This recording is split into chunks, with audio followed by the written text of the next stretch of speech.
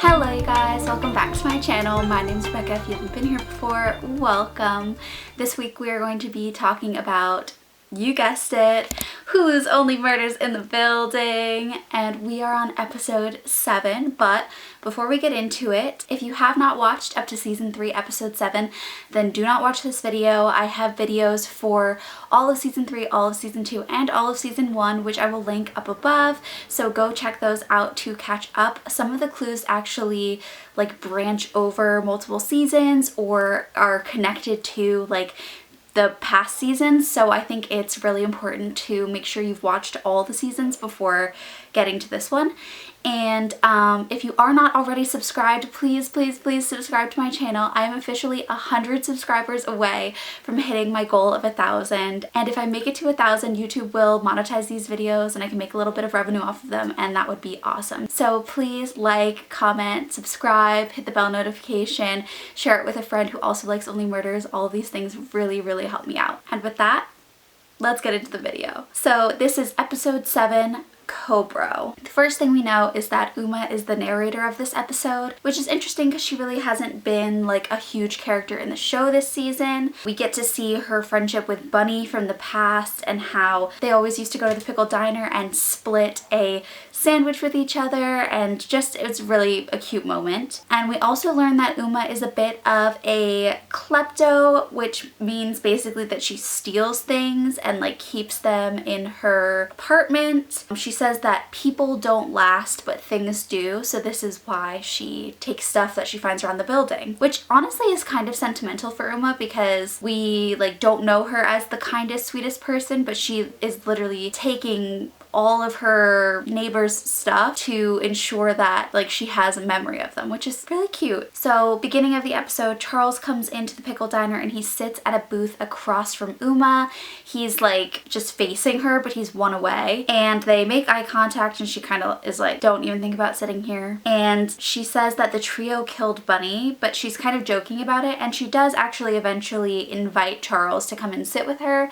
She notices that he's alone and kind of asks him about what happened between him and the trio because we know they had a falling out. And Uma ends up telling him that there are 3 types of people: alive, dead, and dead to me. And she talks about how Bunny was dead to her a lot of the time because they would fight and argue, but that she's thankful that when Bunny actually died, she wasn't dead to Uma. And so she kind of pushes Charles to reunite with the trio and forgive them for their actions, even if there isn't necessarily an apology there, because she just thinks that he should move on from it. So during all this, Charles gets an opportunity to peek into Uma's bag, only to see that she has a Death Rattle Dazzle hanky, and she says something along the lines of, well, what, he wasn't going to use it? And Charles realizes that Uma must have grabbed the hanky off of Ben's dead body when she watched him crash through the elevator with the trio and they went to go get help. So she's the one who has Ben's hanky. We then go to Mabel's apartment where she's moving, she's packing,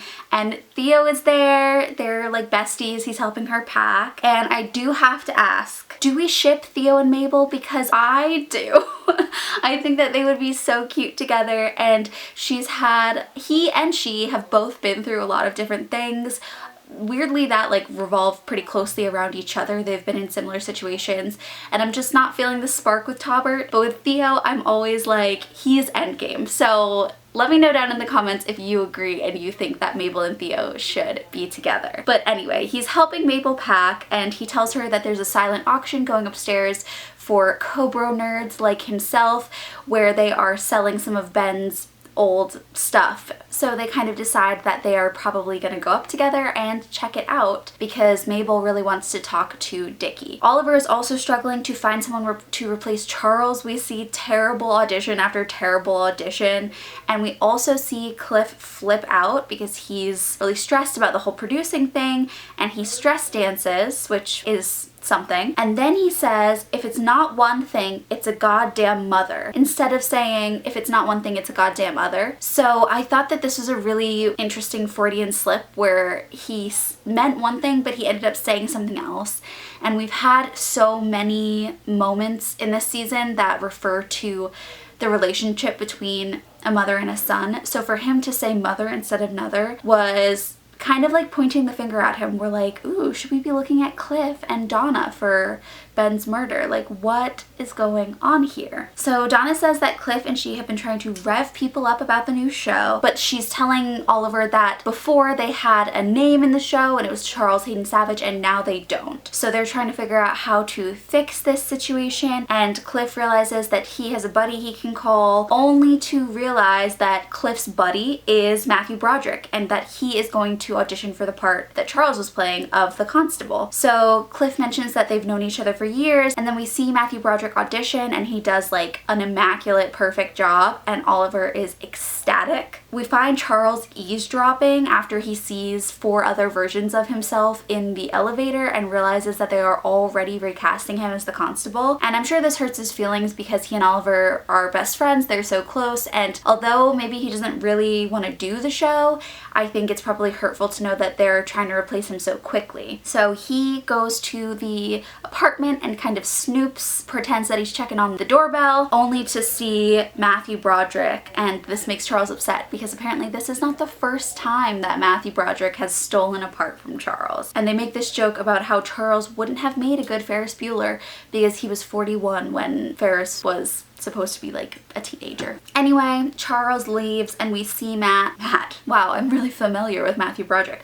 We see Matthew Broderick and Oliver walk away ready to split a blue raspberry gut milk. So back to Theo Mabel. Okay, what would their ship name be? Fable or Mio? They're not great names. Anyways, back to Theo Mabel. They're in Ben's apartment trying to speak to Dickie because basically Mabel just wants to get more information from him, and we see all the photos of Cobra and the original poster of Cobra, which was apparently a drawing that Ben made as a child, and they said that once he became a movie star he decided to officially produce the movie Cobra, and there have been 2 sequels of it, so clearly it was a successful movie. And yeah, we get a good look at the Cobra poster, and Mabel goes over to talk to Dickie and ask about the phone call that Ben had to take right before he died, and she asks, was it the police? Was it his doctor? And Dickie kind of shuts down and says that Mabel is trying to make money off of his brother just like everyone else. He gets really upset and he walks away from her, and she kind of realizes that she was being insensitive, and you can see she feels pretty bad about this. But also we still don't know who was on the other end of that phone call, so that is definitely a clue. Who was Ben so eager to talk to, or who did Ben feel like he had to talk to in that moment? We go back to Oliver and Matthew Broderick, and we basically just learn that Matthew Broderick is crazy and that he wants to like embody the character and rehearse nonstop, and Oliver is losing his marbles over it. And so we then move to Charles's apartment where he's reading a book about how to talk to women. We always gotta take a jab at Charles. And we see him walk over to the window because clearly he can hear Matthew Broderick and Oliver rehearsing. He's feeling some type of way about it, so he shuts the window, which is reminiscent of him being able to hear Jan like through the Arconia, which is kind of cool. But anyway, he shuts the window and he goes over to the hankies, and you can see like his brain kind of working as he dumps the bag out on the table to maybe count them, but we don't actually see what he does with them.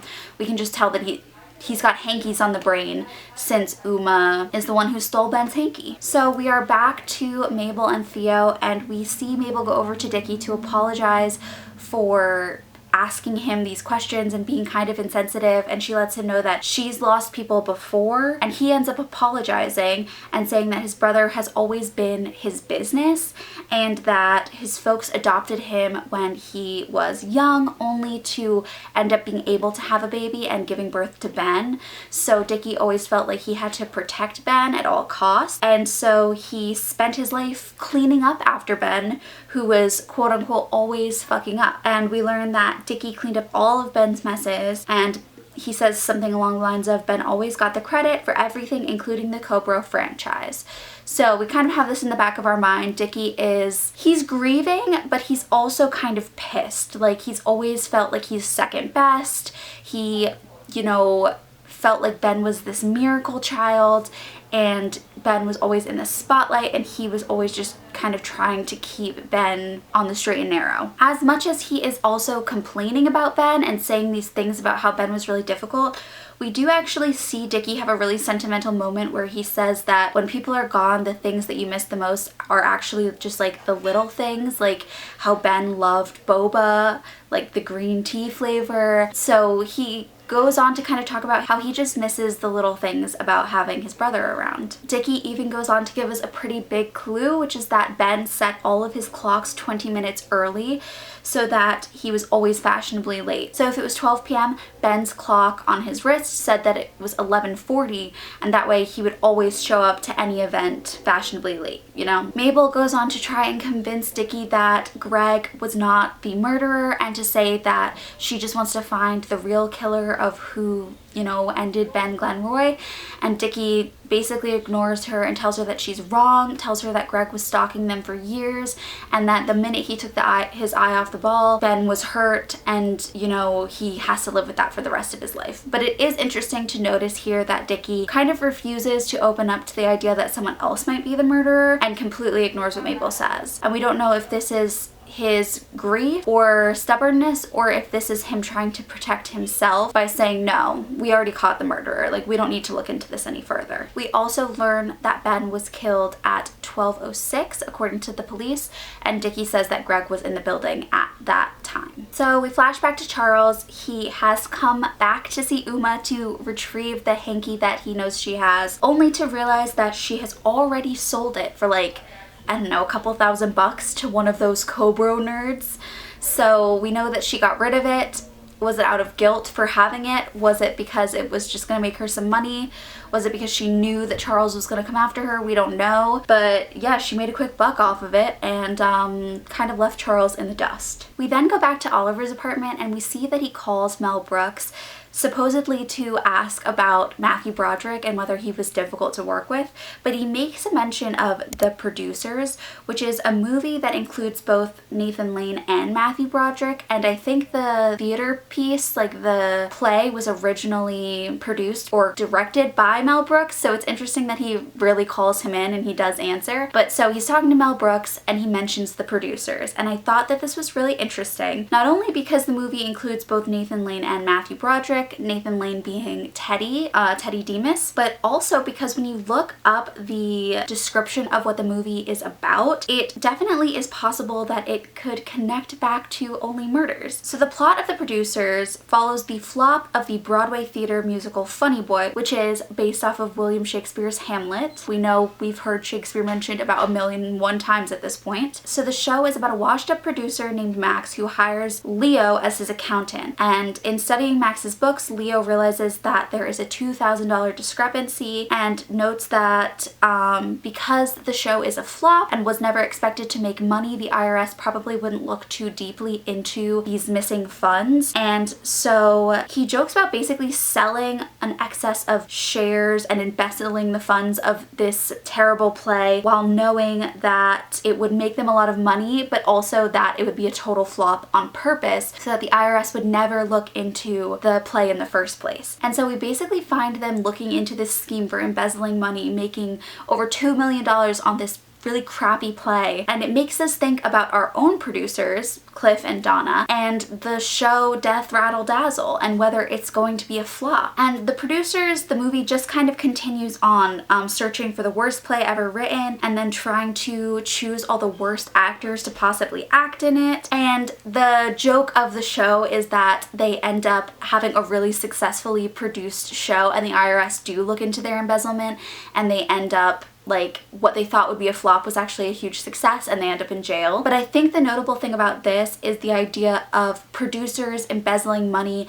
off of a show that they never expected to do well on purpose. And we can talk about this more in the theories, how this connects to Cliff and Donna and what this might mean for Only Murders. So back to Oliver, he realizes that he's made a huge mistake casting Matthew Broderick just because he's basically nutso. And we go back to Mabel and Theo to see that Mabel has realized that the reason that the cops believed that Ben died at 12:06 was because that's when his watch stopped, you know, when he was laying in the elevator. But once she realizes that he has always set his watch 20 minutes early, she knows that the cops have got the time wrong, and by the time that Ben was dead, 12:26, Greg was already out of the building and gone. So Taubert comes in to record with Mabel. He makes this comment like Cinda Canning isn't the only one with top-notch equipment, which is kind of weird, and we can talk more about that in the theories section too, but a lot of people were like, red flag, that's weird. But Theo comes in with the original poster for Cobros and points out that the B on the bottom, which everyone assumed meant that it was by Ben Glenroy, looked like it might be an R that had a line added below it. So they're like,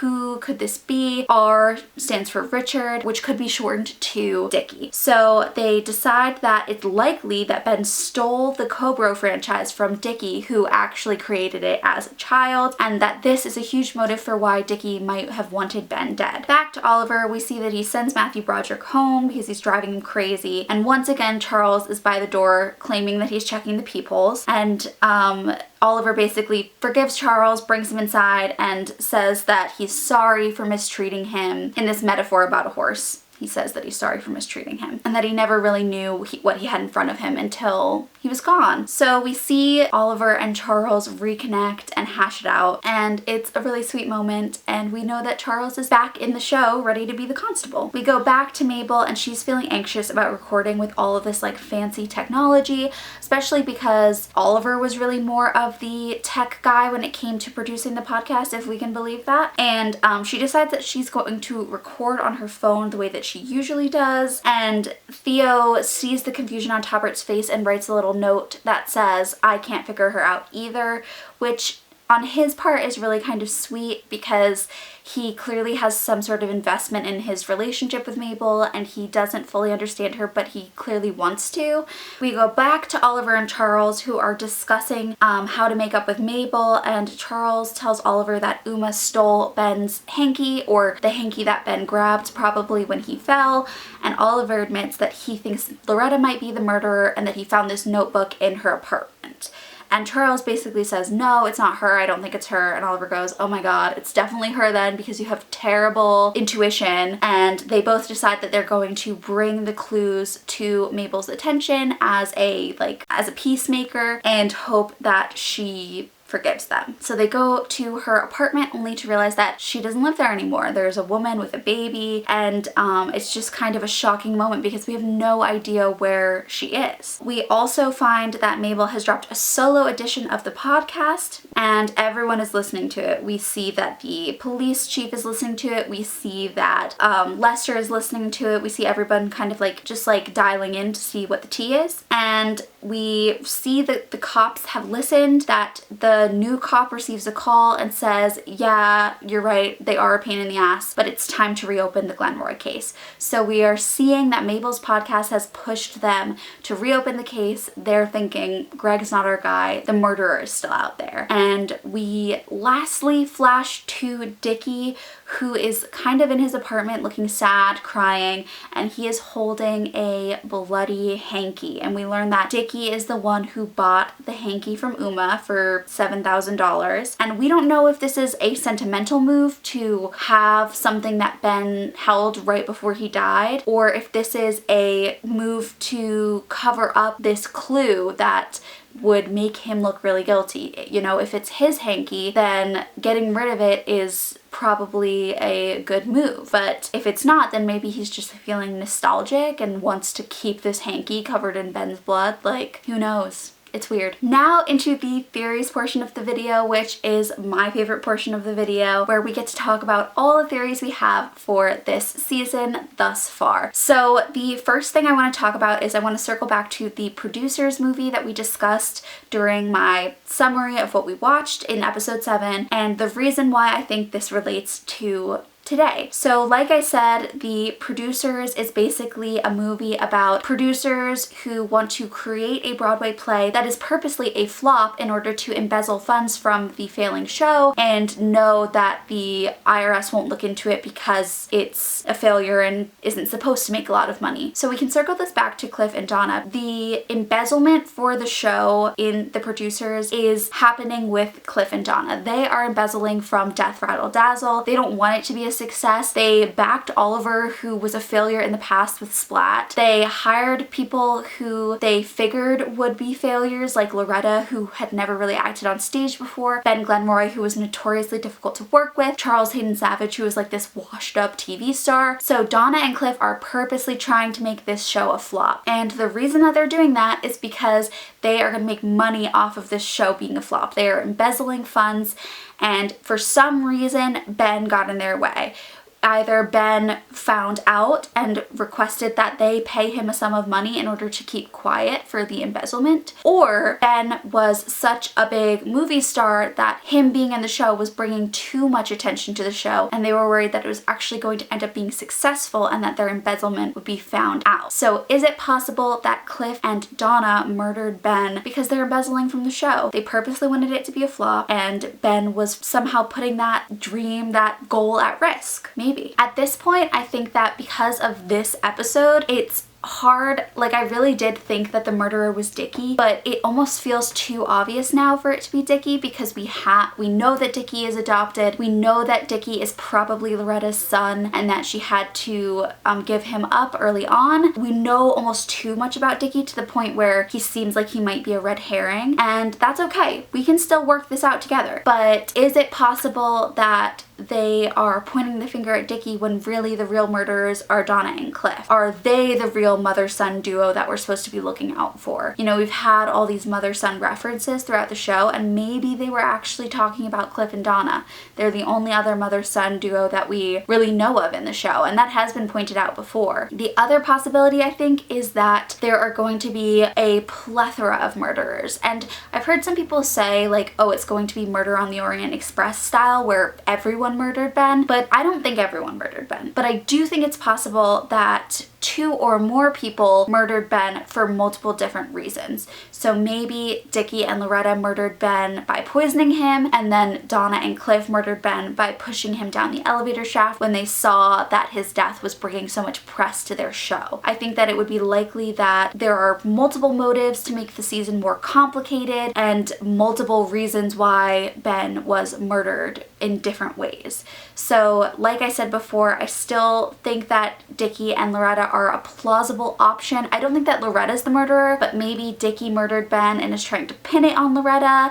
If you haven't seen all my theories, then go watch my other videos, but I've talked about this before. I think that it's possible that Dickie feels resentment towards Loretta. He knows that she's his birth mom, and he feels angry that she gave him up. He already feels like he's second best with Ben, and now he has found out who his mother is and realizes that she's given him up so that she can pursue her dream of acting. And so he reconnects with her to rekindle a relationship, only to sabotage her and try and throw her under the bus, kill Ben off so that he can be free of this pressure of being second best and of always taking care of his brother, and put Loretta in jail for the murder because he knows that she'll take the fall for him and he hates her for what she did to him. So I think those are both really interesting theories, and 2 side theories and things that I've seen other people point out that I think are possibly true. Some people think that Taubert is working for Cinda Canning, which I think is possible, especially because I'm not feeling the flame between Mabel and Taubert. I'm shipping Mabel and Theo. So I think that I'm suspicious of Taubert. He's spending a lot of time with Mabel. He's kind of pushing himself into her life, and he comes and brings all this fancy podcasting equipment. So is he working for Cinda? Is he trying to convince Mabel to officially partner with Cinda to produce her podcast?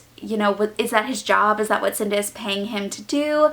It's definitely suspicious. It's possible. And then the other theory that I have, we've been talking a lot about triplets. And at first I was like, there's no way that Ben is a triplet. And I still stand by that. I don't think that Ben is a triplet. I don't think that it's supposed to be Ben, Dickie, and someone else. But what if the triplets are actually supposed to be a suggestion for next season? So we already know that Theo is Teddy Demas's son, and we know that Will is also probably Teddy Demas's son because Roberta cheated with Teddy at some point early on, right around the time that she got pregnant with Will. So we learned that last season, and Oliver was really heartbroken by it. So is it possible that there is a third Demas child out there, and that is the triplets that they are referring to? Not an exact triplet of like literally 3 of them born from one person, all being identical or fraternal or whatever, but 3 children born around the same time, around the same age, all coming from Teddy Demas. Is that possible? Is it possible that that is going to be an influence next season? Just a little thought process. So I definitely think that that would be interesting. I do feel like we take things from one season and bring them over to the next. You know, we had the whole where is Becky Butler situation in the first season, and obviously we found out who Becky Butler is in the second season. So it would not surprise me if they're dropping hints and clues in this season with the intention of pulling back to them in the next season. And you know, they haven't announced it yet, but really hoping that there is another season to this show. Thank you guys so much for watching today's video. If you liked it, make sure to hit that like button, subscribe, hit the bell notification, all of those YouTube-y things. Like I said, I'm trying to hit 1,000 subscribers, and I would appreciate it so much if you would hit that subscribe button and share this with a friend. It would mean the world to me. If you think you know who the murderer is, then make sure to drop a comment down below and let me know. I love to hear about your theories, all of your ideas. Feel free to message me on Instagram. I love to chat to you guys over there about who the murderer is. I just really enjoy talking about the show. And thank you for watching. I will see you guys next week with another video of Hulu's Only Murders in the Building. Bye guys.